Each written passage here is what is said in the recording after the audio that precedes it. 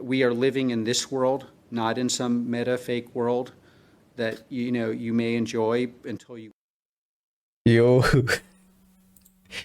it's funny because I started this video talking about this metaverse bullshit, and like you could tell, a lot of people just don't get it. What's good, everybody? Welcome to Chat with Jat. Today is the 9th of November, 2022. I can't believe it is the 9th of November. I actually think I started my YouTube channel or started posting content about a year ago around this time. So damn, how things change. So today I'm just going to talk about a few big news that I've been following, conclude with Palantir because I still didn't read the earnings release or the webcast. I should have, but I just read the financials.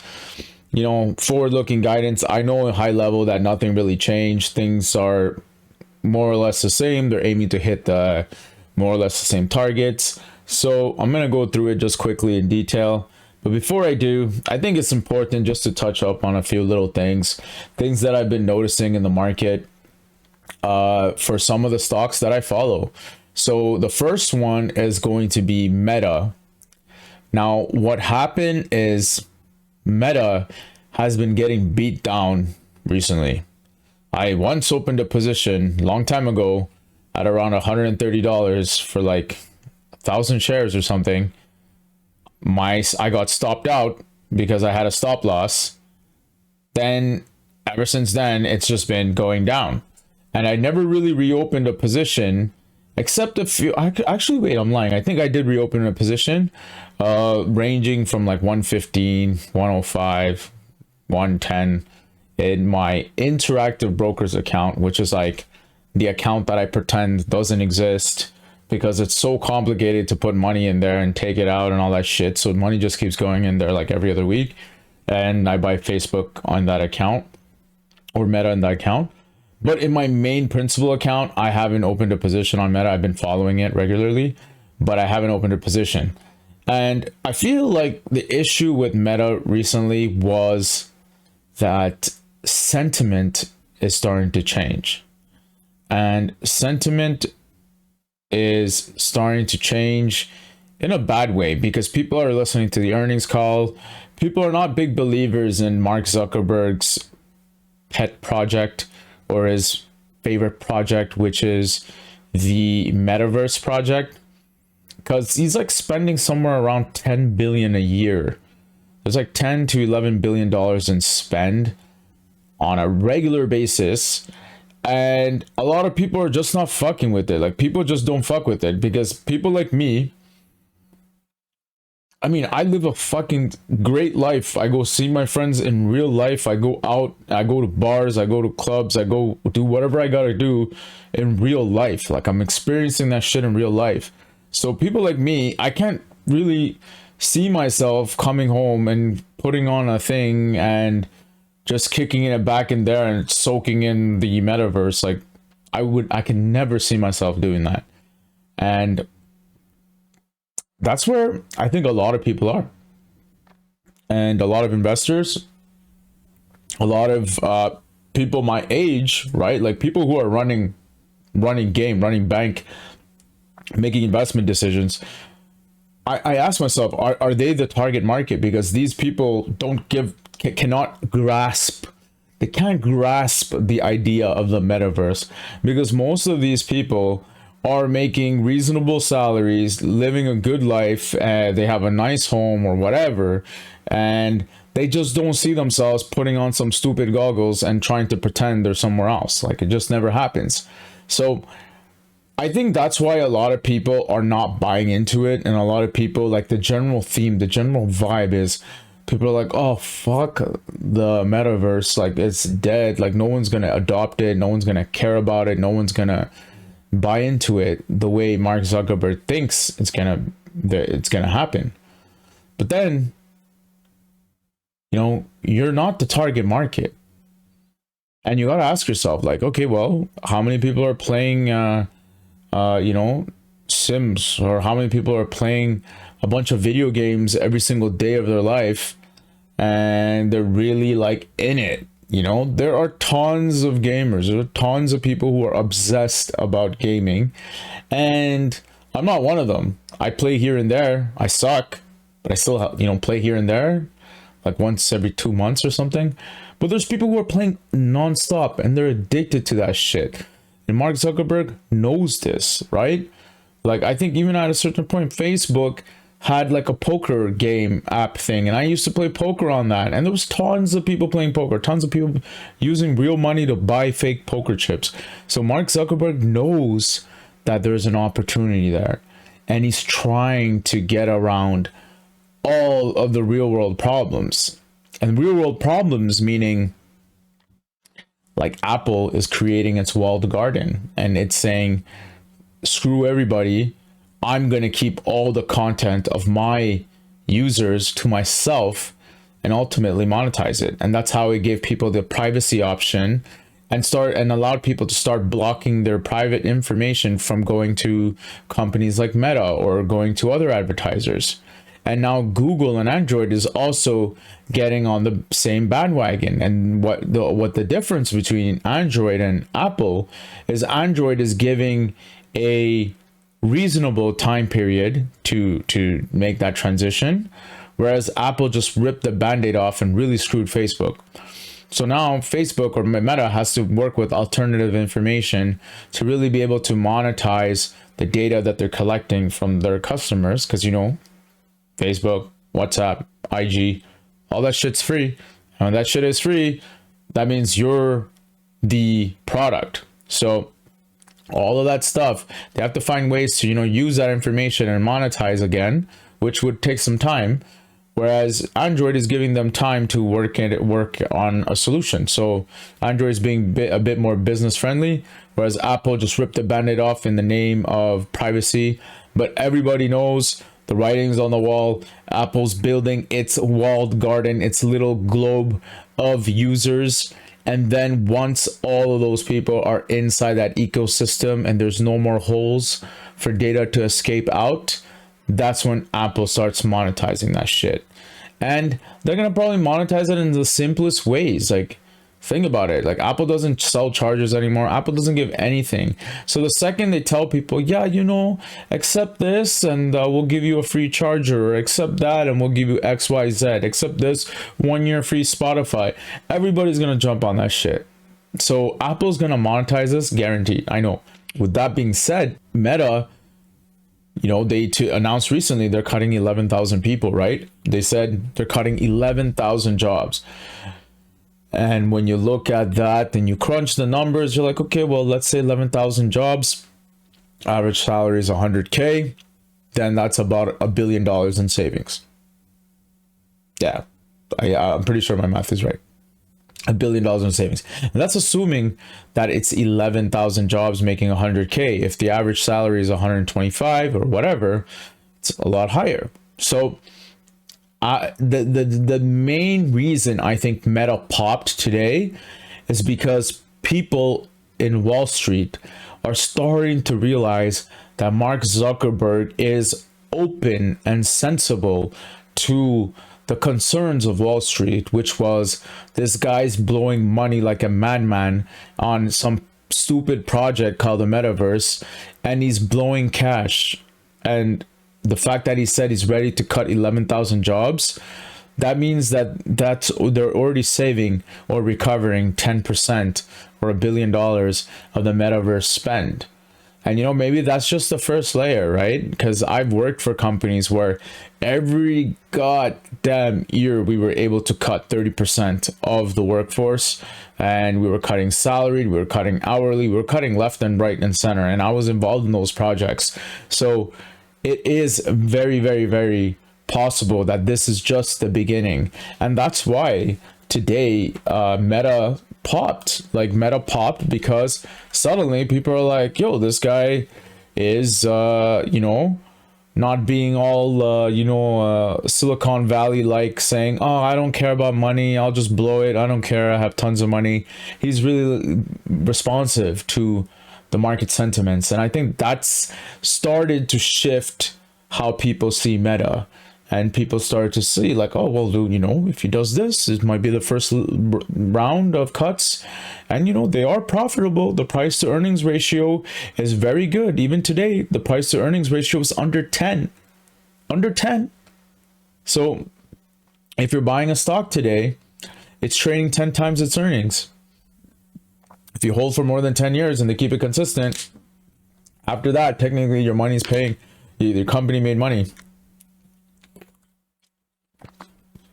So it's something to like think about, consider.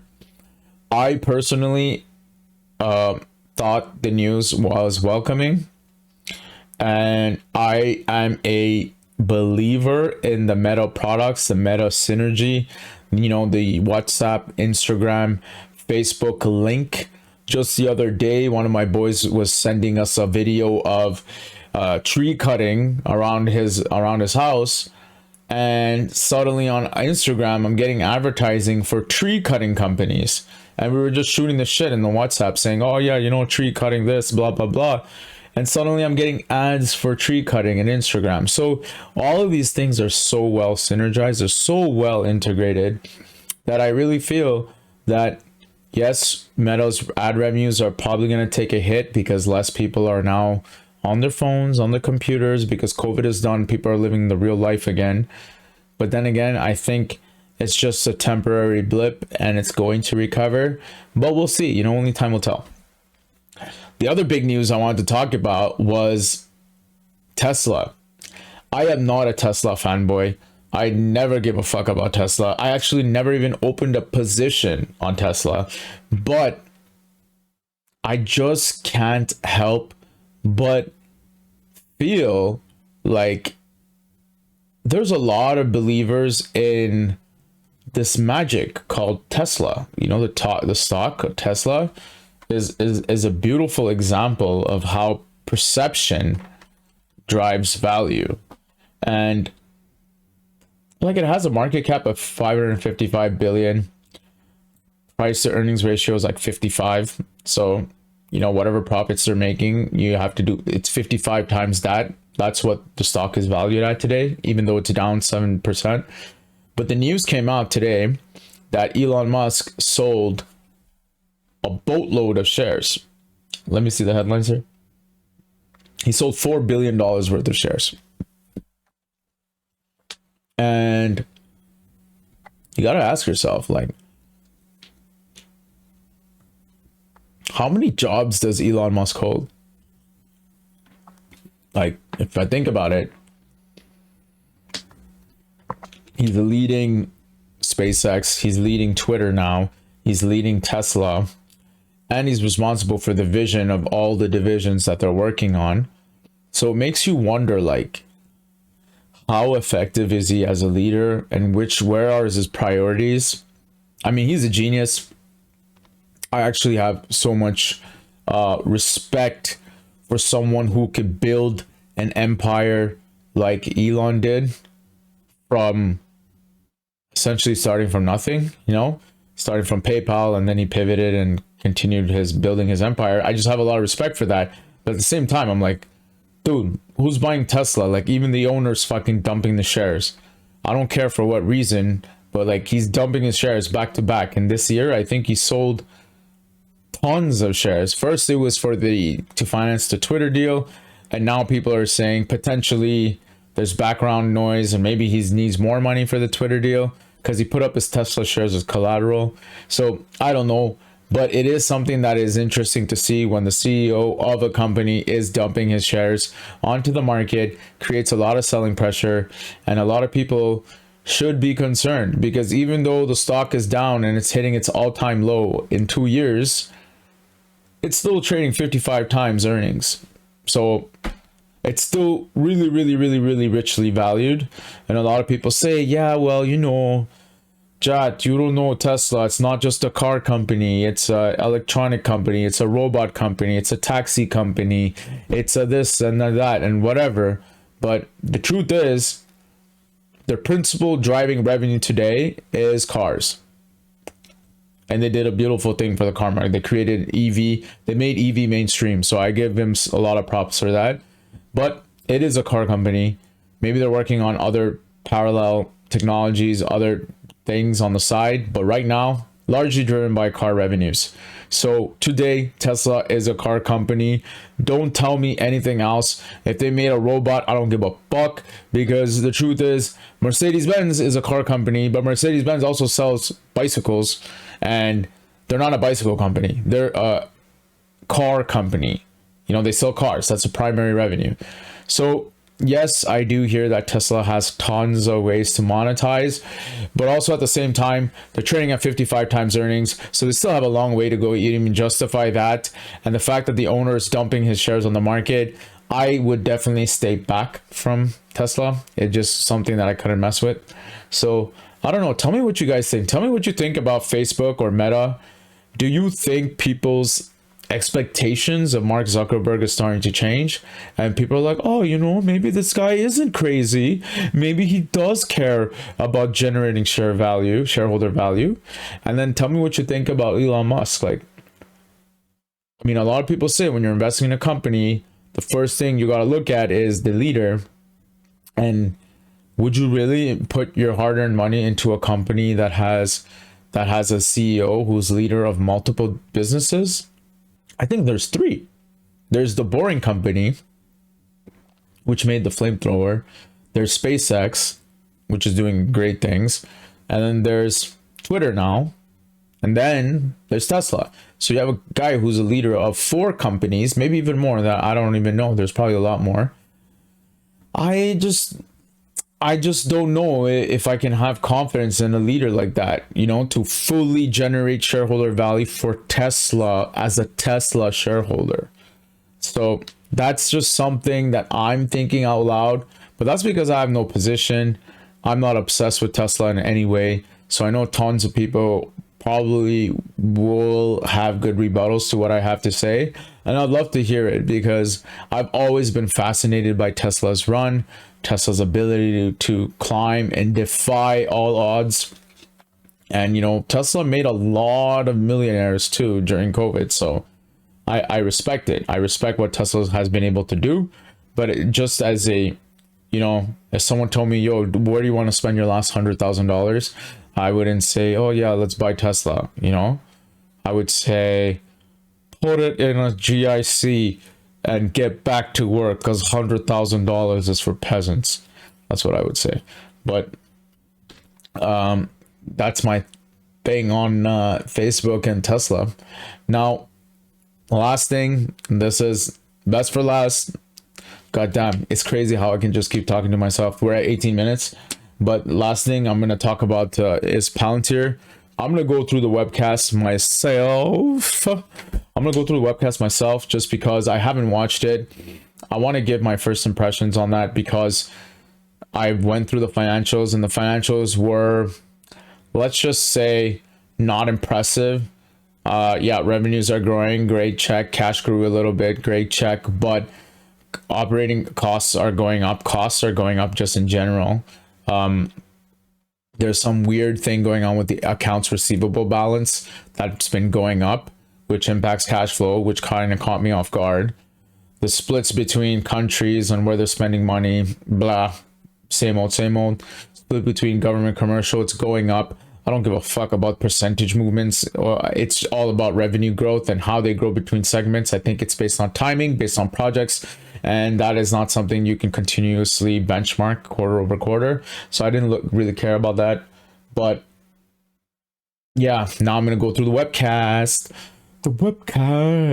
and I'm going to go through this and see what happens.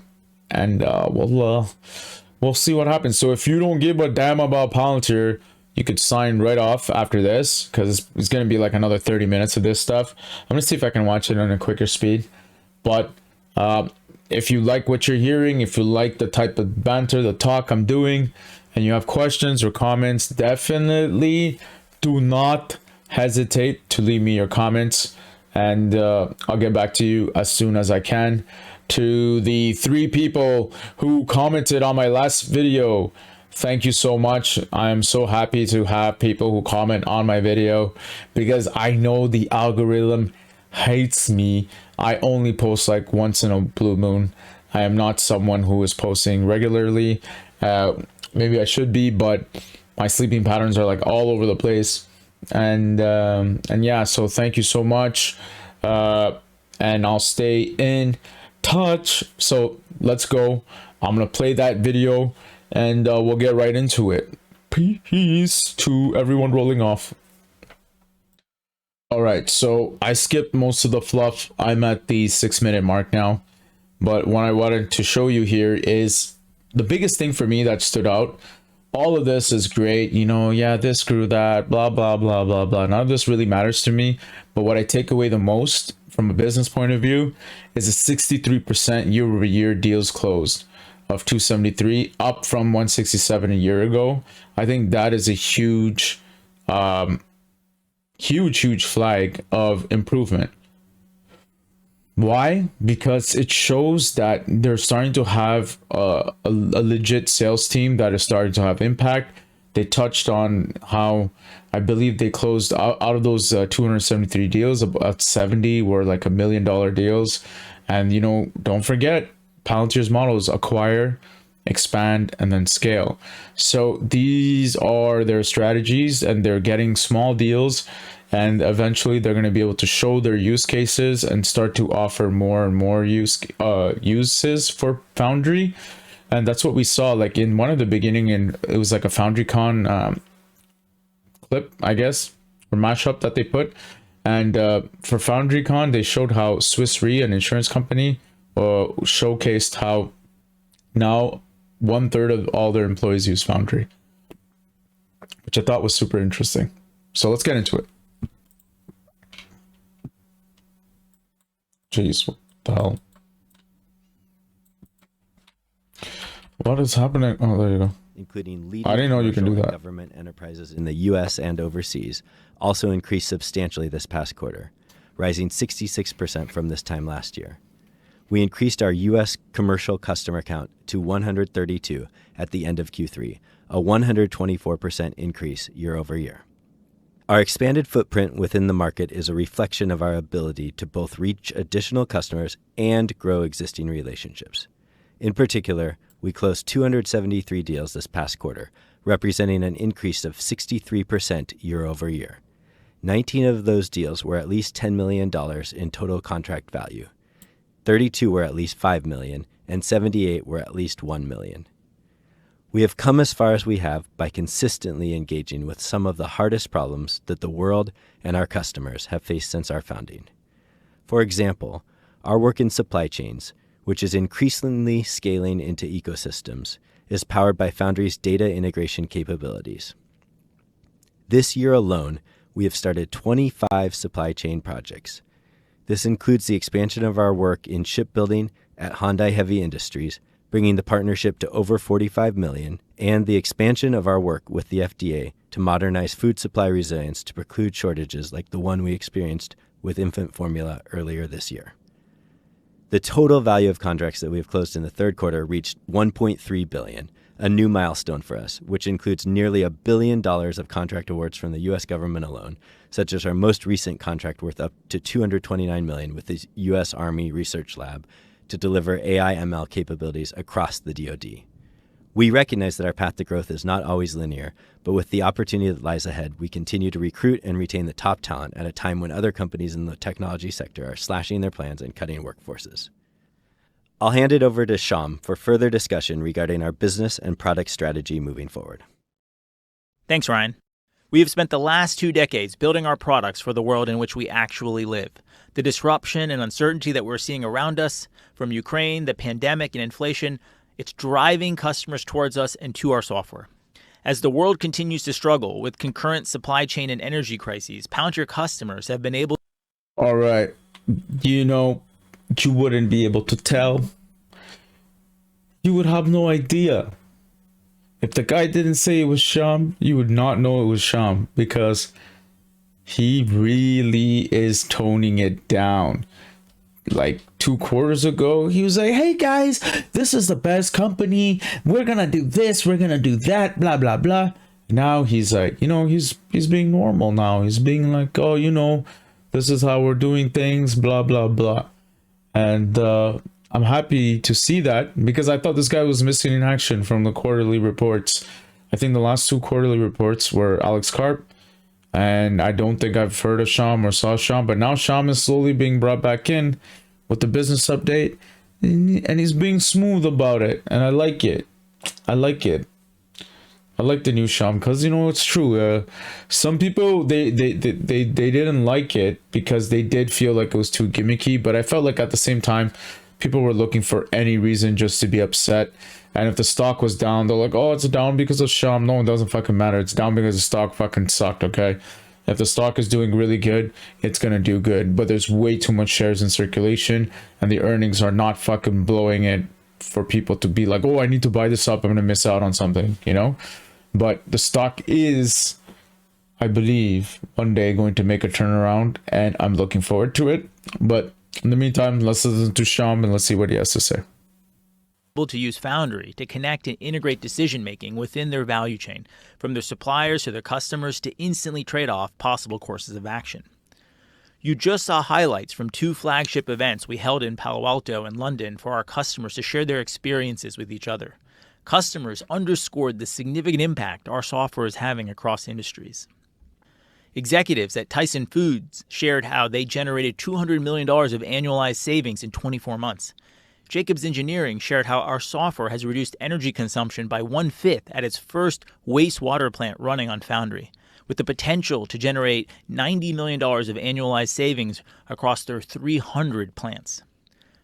Swiss Re shared that they saved more than $100 million in the first year of use alone. More than 35% of employees at Swiss Re use our software on a regular basis. Our moment of macroeconomic uncertainty, that differentiation has never been more valuable to the market than today. These customers consistently focus on our ontology as the decisive factor in delivering results quickly. Our strength, particularly in the U.S. commercial market, has also received increasing recognition across the industry. Gartner ranked us as a visionary in data integration. IDC ranked Palantir as the #1 AI software platform worldwide by 2021 market share and sales, beating Microsoft, IBM, Amazon, and Google. Forrester named Palantir as the leader in artificial intelligence and machine learning platforms. And there is no place where time to kinetic impact is more important than on the battlefield. In the government sector, Gotham has become the choice for U.S. and allied defense organizations around the world. We have now officially received DoD IL6 accreditation, a critical milestone for our broader government business, further enabling our SaaS offering on secret networks. And our new FedStart offering. All right, yo, this is a good slide. As I was saying, like, you know, Palantir has one of the highest clearances, and the only ones who have it alongside Palantir right now for cloud stuff, it appears to be Microsoft and Amazon. And nobody is here, or none of the main competitors are here. Some of them are here. SAP, Salesforce, Oracle, and then Snowflake, Google. Oh, fuck Snowflake. I remember people talking about Snowflake this, Snowflake that. Well, Snowflake is right here, but you know what? It's very possible that they can be here. But I think it's going to take time because for Palantir to even get here, they've been working closely with the DoD for over 10 years. Builds on Apollo to enable software companies to achieve FedRAMP authorization in record time and at a fraction of the cost. In addition, we had our Titan vehicle on display at the annual AUSA conference, where it was met with positive reactions from the U.S. government, partner nations, and the industrial base. From the kill chain to the supply chain, our products ensure that there are no missing links. I'll turn it over to Dave to take us through the financial results from this quarter. Our U.S. business continues to be the most significant driver of our growth. U.S. revenue grew 31% year over year to $297 million, and on a trailing 12-month basis, U.S. revenue grew to $1.11 billion. Our commercial revenue in the United States grew 53% year over year to $88 million, and our core U.S. commercial revenue, which excludes our strategic investment program, grew 47% year over year and 7% sequentially. U.S. government revenue increased 23% year over year to $209 million. On customer count, our net new U.S. commercial customers grew 124% year over year and 11% quarter over quarter, marking 7 consecutive quarters of sequential growth greater than 10%. Turning to our global top-line results. Third quarter Yo, that's to reach 11% growth of commerce customers. To me, is not enough. They need to be doing way more. I am expecting these salespeople that they've been hiring to hit the floor running. That 11% growth means nothing to me because they need to do better than that. And that's just me. Like, you cannot be saying, yeah, our customers grew 10%. Like, either your product is really hard to sell and people are not buying it, or you're selling huge contracts, which obviously, you know, is harder to do. It's just, you know, we need to find that right middle ground, because they can't just keep going after the big customers, because then we're putting too many of our eggs in one basket. We need to hit everybody as much as we can. A lot of B2Bs, you know, we need to be able to be the market leader in data analysis and, you know, process optimization and everything that Palantir does. So I just hope that that number does get better, because right now it's not something to be flexing, in my opinion. quarter total revenue grew 22% year over year to $478 million, ahead of our prior guidance, even when factoring in an additional $1.4 million currency headwind since we issued guidance. Overall net dollar retention was 119%, remaining constant quarter over quarter.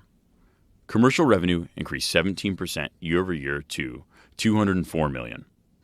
Our international commercial business was roughly flat year over year and continues to be affected by both macroeconomic conditions and the strengthening dollar. A number of our customers in the United Kingdom, Europe, and Asia enter into contracts denominated in US dollars, and as a result, the strong dollar has been a significant headwind for them. Government revenue increased 26% year over year to $274 million. I need to listen to A that number again. of our customers 17% year over year to $204 million. Our international commercial business was roughly flat year over year and continues to be affected by both macroeconomic conditions and the strengthening dollar. A number of our customers in the United Kingdom, Europe, and Asia enter into contracts denominated in US dollars, and as a result, the strong dollar has been a significant headwind for them. Okay, so that's good. Some customers, their contracts are based in US dollars, which is nice to hear, because, I mean, it's nice and bad. Because those customers probably cannot tolerate to spend more in US dollars because of their local currency being weaker and weaker in relation to US dollars. But then those customers, if they're buying in US, maybe they're selling in US too, but it's hard to say. But definitely the customers who are buying Palantir in their currency, Palantir is definitely getting screwed on those deals because the US dollar is getting stronger.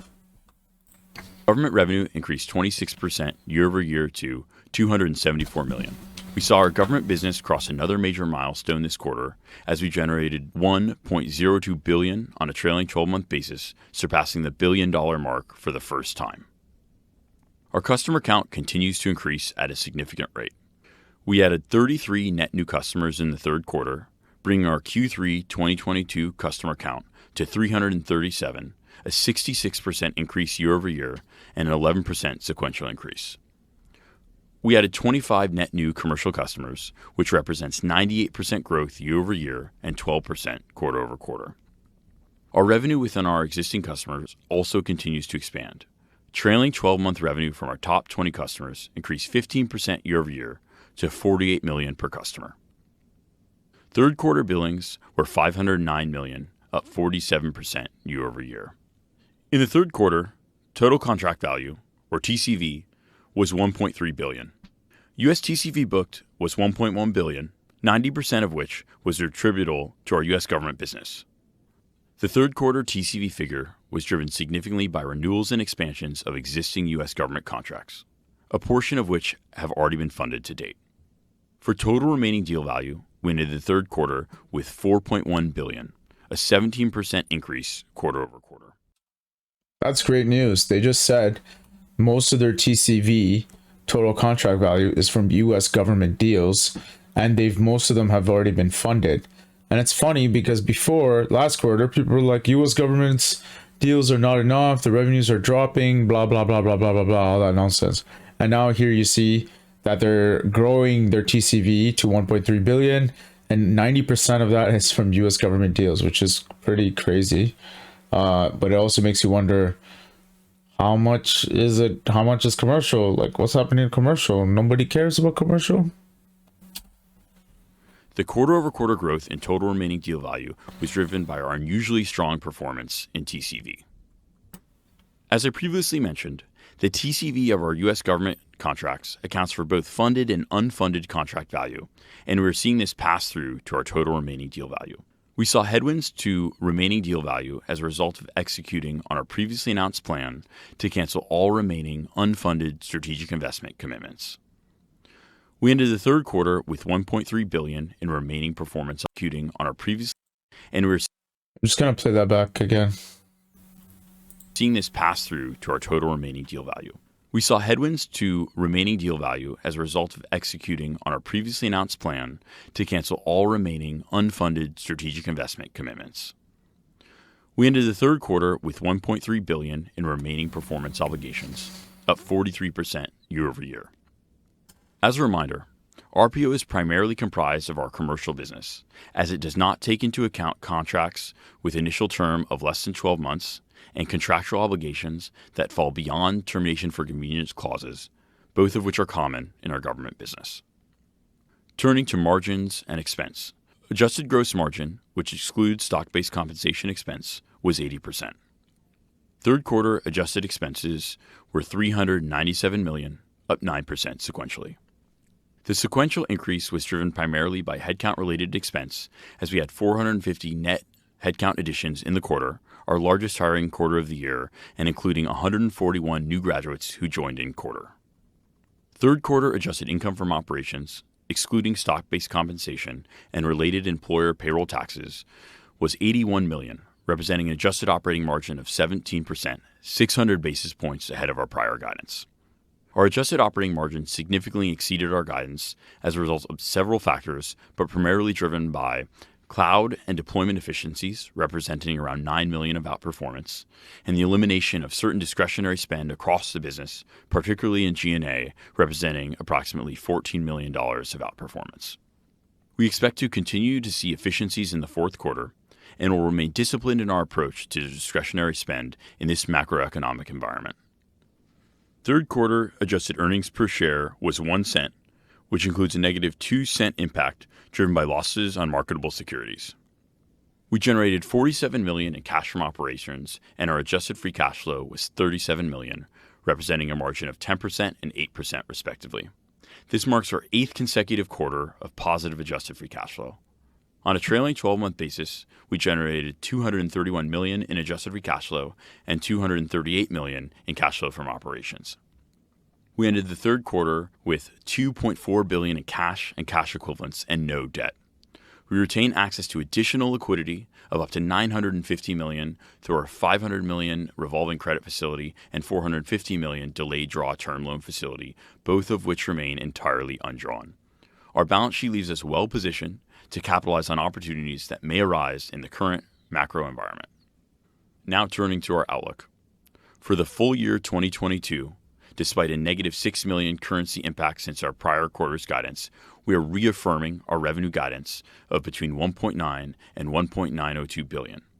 Excluding such impact, we would expect full year 2022 revenue of between $1.906 and $1.908 billion. We are raising our outlook for adjusted income from operations for the full year. We now expect adjusted income from operations of between $384 and $386 million. For the fourth quarter, after factoring in a negative $5 million currency impact. Oh God, where do I begin? Okay, so I love the fact that they're being so accurate that they're willing to disclose that their guidance can be off by $6 million due to currency headwinds. I don't think anybody's going to give a shit that it was off by 6 million, so 1.9 versus 1.906 billion. I don't care. I don't know anybody who's crunching numbers who's going to give a shit about that. So the fact that they're getting into those details shows that they've calculated this down to the penny, which is good.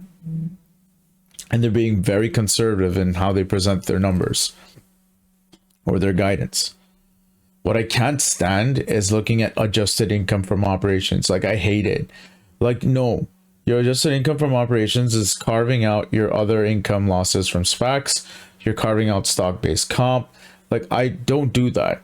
Like, the truth is, you guys aren't making any gap income. Even gap income from operations because of stock-based comp. So just like stop with this shit. Like, it takes a lot of heat off of them, but I feel like it's not chill to do that. Anyways, it's just me.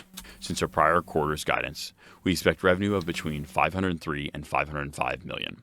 Excluding such impact, we would expect fourth quarter revenue of between 508 and 510 million. We expect adjusted income from operations of 78 to 80 million. With that, I'll turn it over to Anna to start the Q&A. Thanks, Dave. We'll begin with 2 questions from our shareholders before we open up the call. Our first question comes from Ryan, who asks, can you speak about the current competitive landscape and elaborate how Palantir products stand out against the newly launched Microsoft Data Platform, Salesforce Genie, and the Snowflake platform that are attempting to offer an all-in-one solution like Foundry? Tom, you want to take this? Sure. Well, thanks, Ryan. The answer is really the ontology. It's why our platforms. Wow, it's so nice to see everybody in a room together just kicking it. It's so organic, you know, like when you just hear them on the phone, it's secret. Like, you can't see them. They're all like, oh, do you want to do it? Do you want to do it? But now it's like they're all there together. That's nice. Okay, wait, let me see. Let me hear the question. Thanks, Dave. We'll begin with 2 questions from our shareholders before we open up the call. Our first question comes from Ryan, who asks, can you speak about the current competitive landscape and elaborate how Palantir products stand out against the newly launched Microsoft Data Platform, Salesforce Genie, and the Snowflake platform that are attempting to offer an all-in-one solution like Foundry? Tom, you want to take this? Sure. Well, thanks, Ryan.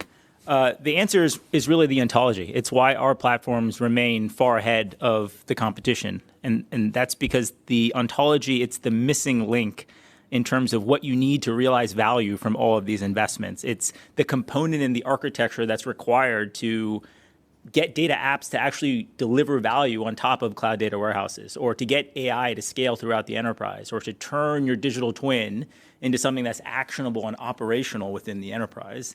And we've spent 15 years investing in a roadmap that's deep and built upon the ontology, and it continues to be the focus of all the core investments that we're making around product. We're deepening the capability that we're offering our customers here. And that's happening against a backdrop where the competition has yet to understand what the ontology really is. But they will. And that's really my main conclusion from our FoundryCon events in Palo Alto and London, is that our customers were so clearly articulating the role of the ontology, the value. They credited it as really the decisive factor in delivering results quickly. And there are 2 things there that should not be taken for granted. Results that are quick. And so that's, I think, a key focus here. You heard from Deutsche Telekom. They talked about how they don't even bother connecting to data sources that won't be modeled in the ontology, because they see so much value in a reduced effort and increased outcome for the use cases that they're able to build on top of the ontology. We heard that from Rio Tinto, where they talked about at the Oyu Tolgoi mine in Mongolia, how they actually originally modeled risk in operations. But because they did it in the ontology for free, they got an opportunity data set that helped them drive increased production, which is obviously the front end of the business there. In Palo Alto, we heard it from Tyson's Food, where they were able to use the ontology to quickly go from an initial use case around COVID response to a set of use cases that got to $10 million of value, then quickly to $40 million, and then finally to $200 million worth of value. Just a slightly different augmentation of what Shyam is saying. Maybe a different riff that like underscores, the success of people using our product is people think these products are easy to build. And by the way, and this is whether it was PG, Nexus Peering, Gaia, or Foundry, Foundry 1, data integration, Foundry 2, kind of ontology, decisions driven. A lot of people, even at big, otherwise successful companies, go from PowerPoint to thin technology under the assumption you can just take ontology, you can spell it slightly differently, you can spell it the same way, and you can impose it on your honestly not very strong software offering that was last year's technology with this year's salespeople.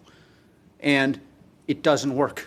That's why we are powering the USG. That is why we are powering war efforts. That's why Foundry was used it saved probably 500,000 lives in America, mostly people who are from the underclass and would have died during COVID.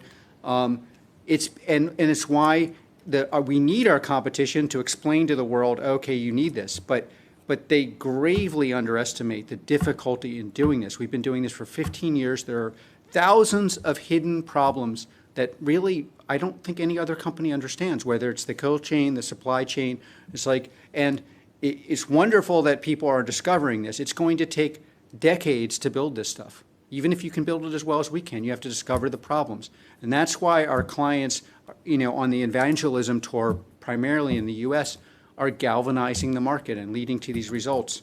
But the difficulty is just completely underestimated. Thank you, Shyam and Alex.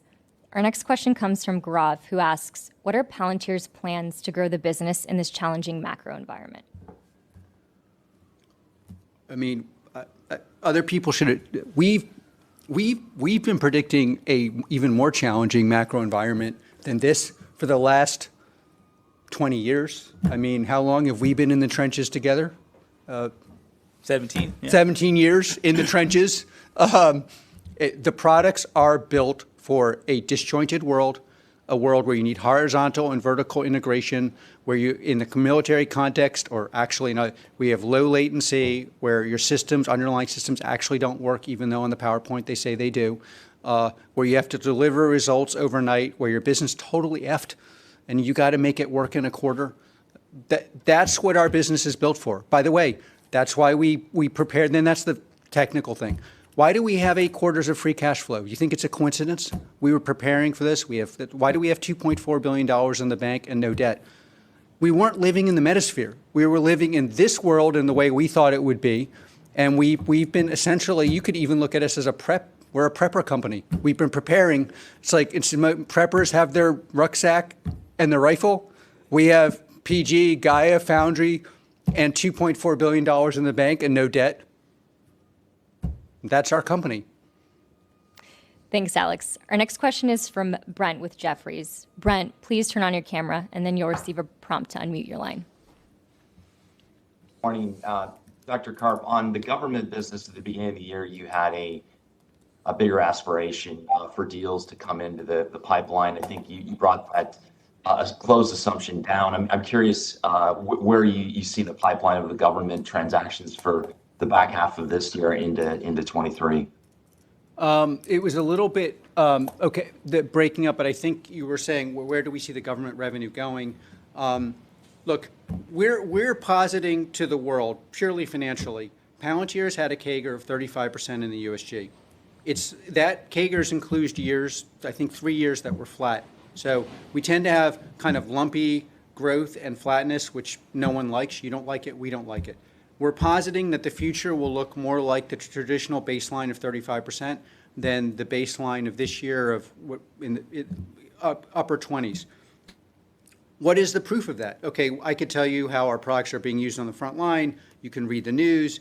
You can probably surmise that things like Nexus Peering, Foundry, Gaia are powering events that you may be reading about. And then there's our massive TCV. It's like, yeah. TCV in the USG is just under $1 billion. This is massive. There's a legitimate question. When do you capture that in the form of GAAP revenue? That's a legitimate question to which we have no answer. But we will capture it. We will capture it because the contracts have been concluded and because we are sitting on the most important missions in the world.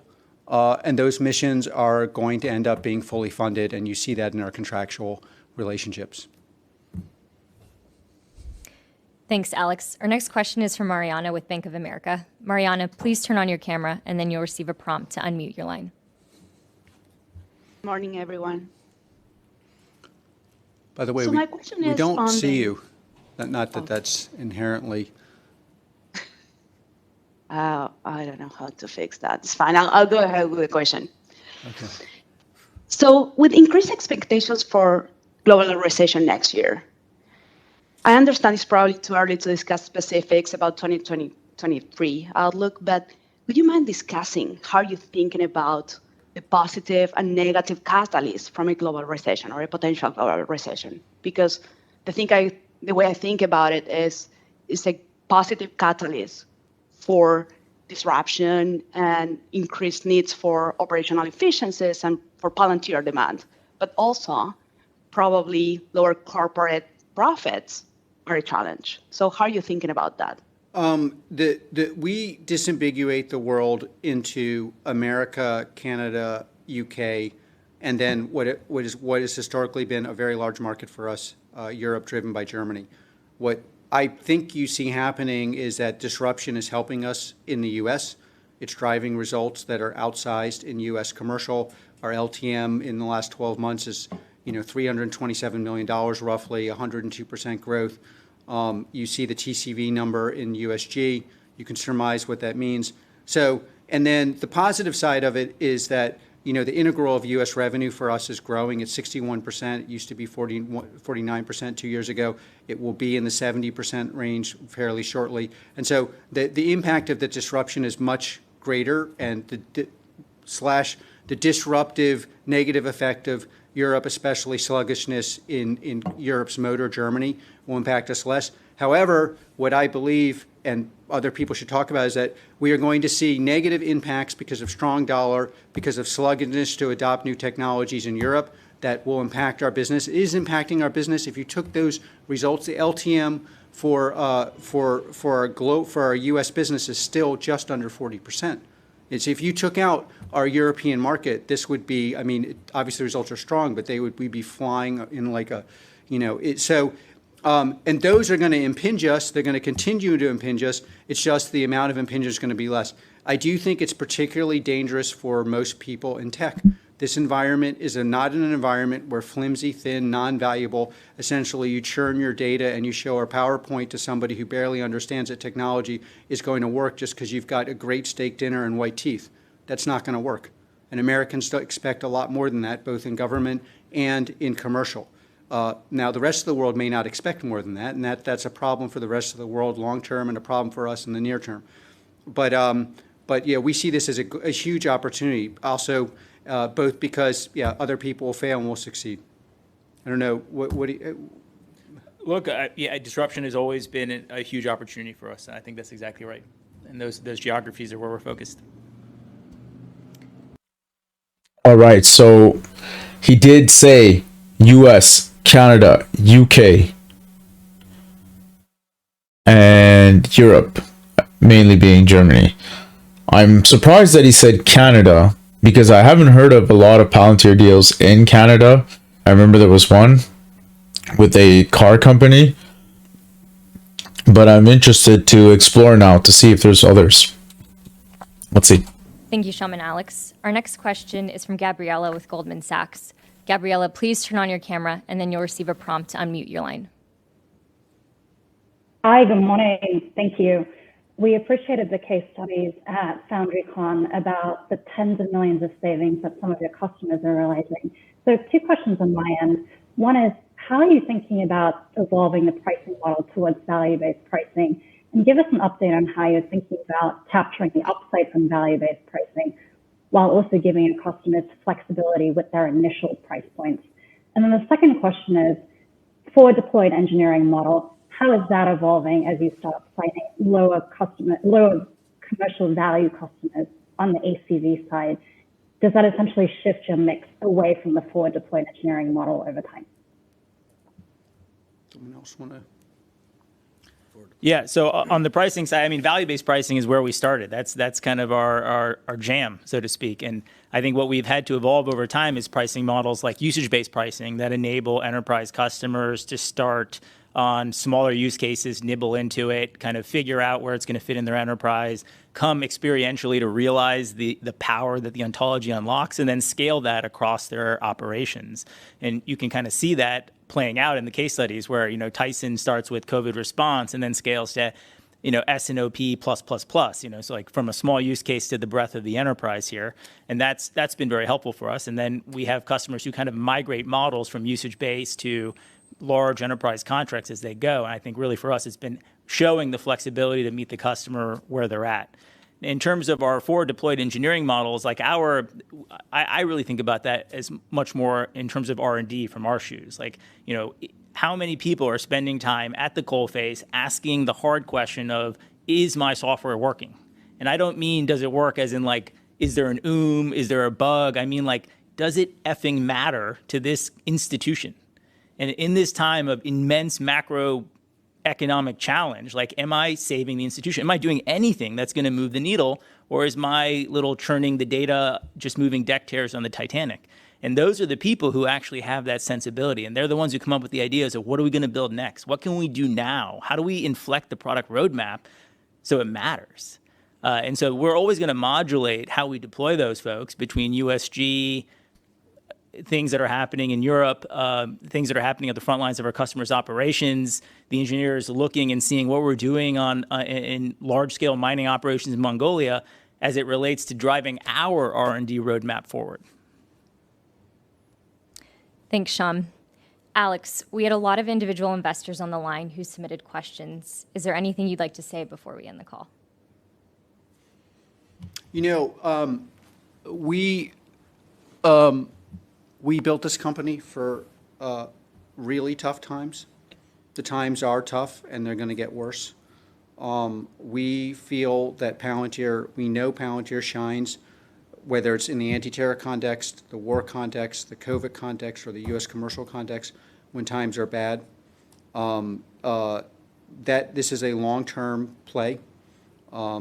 We are watching our products and how they're absorbed in the market. And I really appreciate your support. Our individual investors mean a lot to us and to me.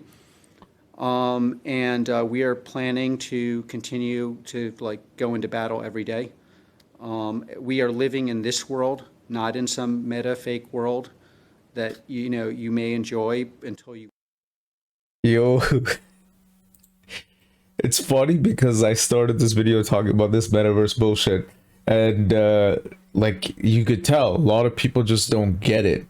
And Alex Karp is having fun and poking fun at Mark Zuckerberg by bringing up, we're not in the metaverse, we're living in the real world, and now he's bringing it up again.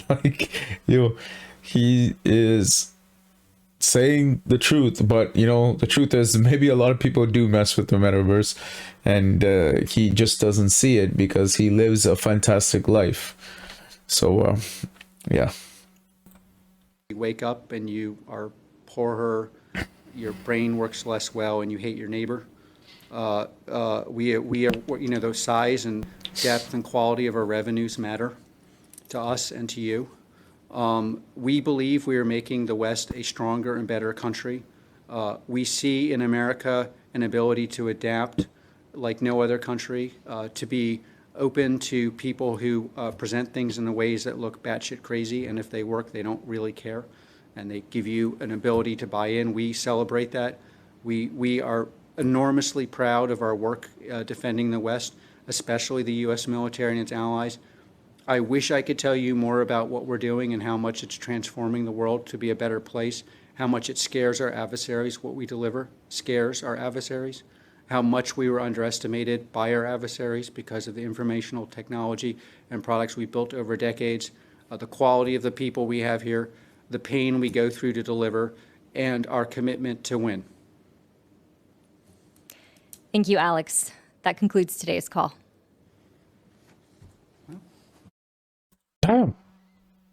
Damn. Okay, well, that was a good ending.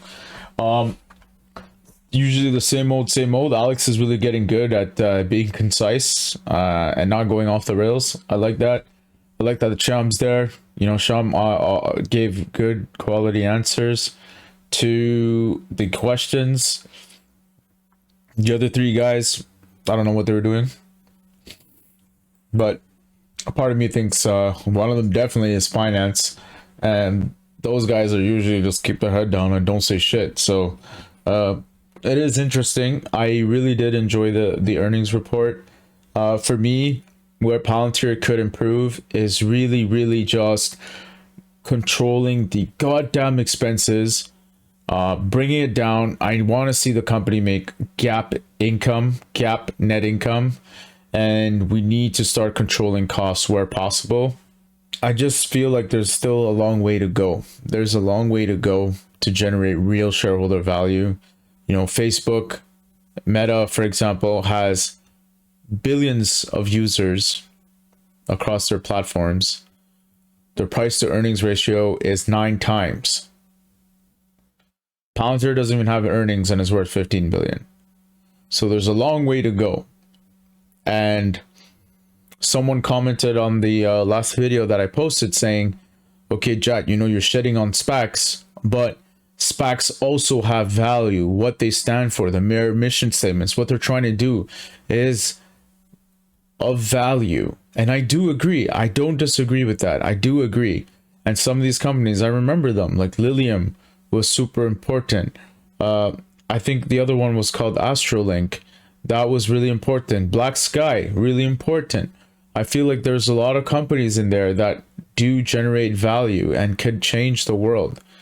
Sarcos Robotics also, you know, can we see a world where robotics are going to start complementing the workforce, where, you know, instead of needing 2 people to lift heavy objects, one person can throw on the robot suit and do the work themselves. So this is something that is very, you know, interesting. These technologies are interesting. Those companies are interesting. But from a purely financial point of view, those companies are absolutely trash and they're not making any net income and they're not worth anything on the stock market. And that's why Palantir is being dragged down. In a nutshell. But that can all change overnight once those companies prove their use cases and they start making money. So that brings me back to where I was before. You know, maybe I should go back and start touching base with each of these companies to see how they're doing, so that we can see if Palantir is going to be impacted or Palantir is going to rip and go up in the future because it invested in the next unicorn, you know? So it's just something to think about. So this was a longer video than I expected. It's almost an hour. I'm debating if I should split up my Facebook chat and Meta chat into one, but I'm just going to stick it together. It's going to be a 1-hour video. Feel free to listen to it or not. But if you made it this far, thank you so much. You the best. You loyal. I respect you. I appreciate you. And I'll see you on the next one. Peace.